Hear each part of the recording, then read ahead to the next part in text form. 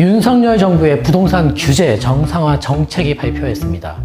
어떤 내용이 담겨있고 부동산 시장은 어떻게 반응할까요? 좋아요, 구독 누르셨다면 지금부터 시작해보겠습니다.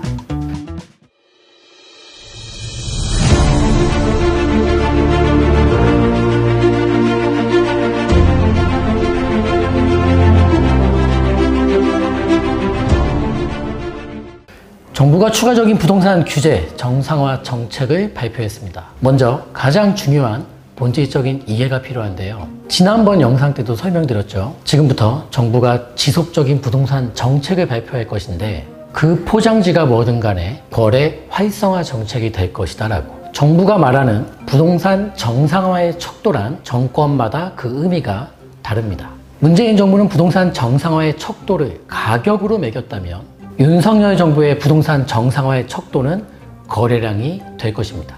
즉 정상 거래량 수준에 도달할 때까지 정부의 부동산 규제 완화 정책은 지속될 것이라는 의미입니다. 물론 거래 정상화라는 단어는 함부로 사용하지 않겠지만 말입니다. 결국 오늘 발표한 정책도 마찬가지라는 점을 인지하시면서 지금부터 시작해 보겠습니다. 이번 발표한 정책은 크게 4가지 이슈인데요. 첫째, 청약 당첨자의 기존 주택 처분 기한 연장. 둘째, 중도금 대출 보증 확대. 셋째, 규제 지역 추가 해제 검토. 넷째, 금융 규제의 정상화 방안입니다. 먼저 청약 당첨자의 기존 주택 처분 기한 연장에 대해서 알아보겠습니다. 현행 제도는 투기과열지구 등에서 기존 주택을 처분하겠다는 조건으로 청약에 당첨된 1주택자는 입주 가능일 이후 6개월 이내에 기존 주택을 처분해야 하는데요. 이 처분 기한을 앞으로는 6개월에서 2년으로 바꾸겠다는 것입니다. 다음은 중도금 대출 보증 확대입니다. 현재 허그와 주택보증공사의 중도금 대출 보증의 한도는 분양가 9억 이하의 주택에만 적용되고 있는데요. 이 기준을 분양가 12억 이하 주택에까지 확대 적용시킵니다. 다음은 규제지역 추가해제 검토입니다. 현재 전국의 투기과열지구는 39곳, 조정대상지역은 60곳이 있는데요.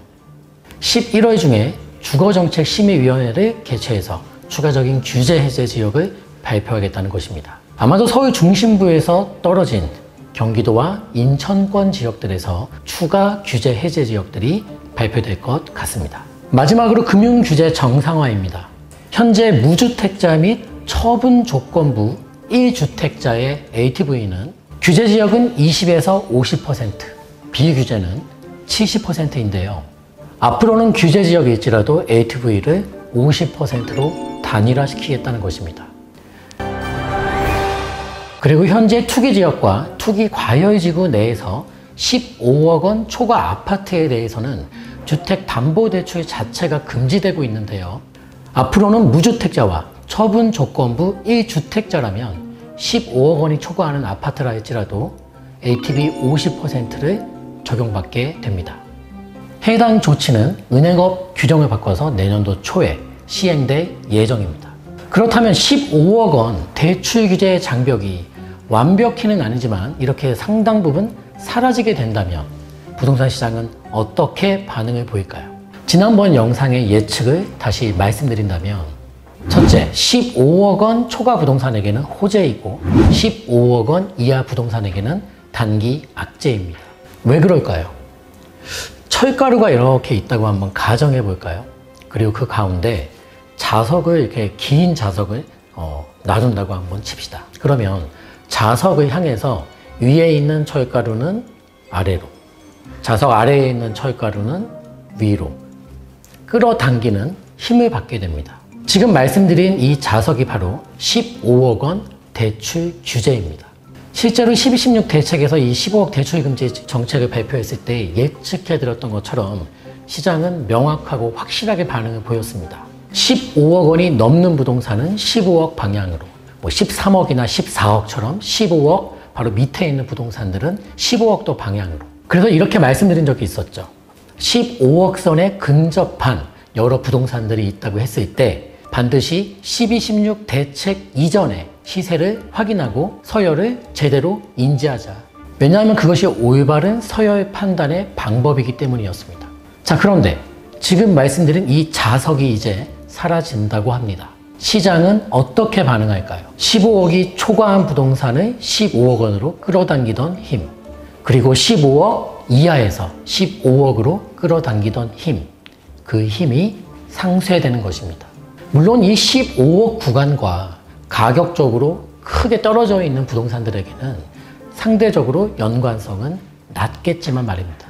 여러분께서 매수인이든 아니면 매도인이든 어떤 입장이든 간에 지금 말씀드린 이 원칙과 방식을 제대로 이해하시고 숙지하셔서 부디 현명한 판단과 결정을 하시면 좋겠습니다. 자, 이제 정리해 보겠습니다. 지금부터 정부는 지속적인 규제 완화 정책을 발표할 것입니다. 왜? 무슨 목적으로? 정상 수준의 거래량을 확보하기 위해서. 언제까지 그렇게 할까요? 정상 수준의 거래량이 나올 때까지입니다. 이상 투자병법의 박병찬이었습니다. 감사합니다.